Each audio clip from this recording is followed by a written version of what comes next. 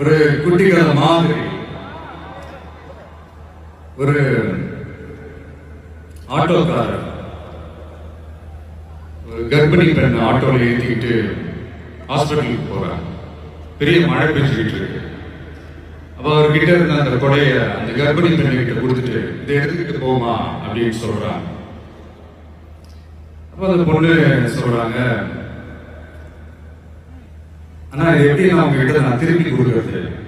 அதுக்கு அந்த ஆட்டோக்காரர் சொல்றாரு, வேற யாருக்காவது தேவைப்படுறவங்களுக்கு கொடுத்துருமா அப்படின்னு சொல்லிட்டு அவர் போயிடுறாரு.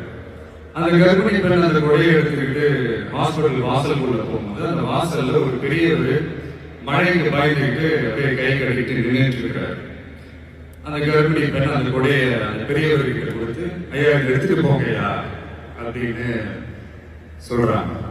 அதுக்கு அந்த பெரியவர் இதே மாதிரி கேட்கிறாரு, அம்மா நீங்க யாருன்னு எனக்கு தெரியாது, எப்படிமா இந்த கொடையை நான் திருப்பி உங்ககிட்ட கொடுக்கறது?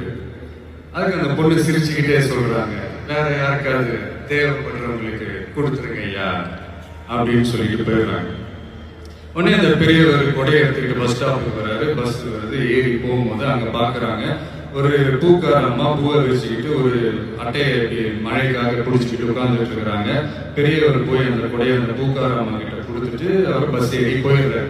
பூக்காரம்மா அந்த கொடையை எடுத்துக்கிட்டு வீட்டுக்கிட்ட வரும்போது அங்க ஒரு ஸ்கூல் படிக்கிற பொண்ணு பேக் எல்லாம் மாட்டிக்கிட்டு மழையில ஓடி வர்றாங்க.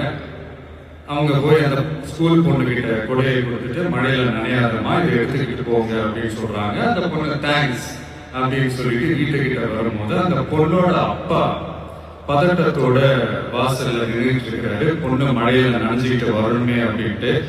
அந்த அப்பா வேற யாரும் இல்ல, அந்த ஆட்டோக்காரர்.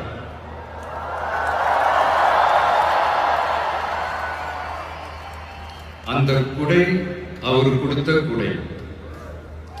So the moral of the story is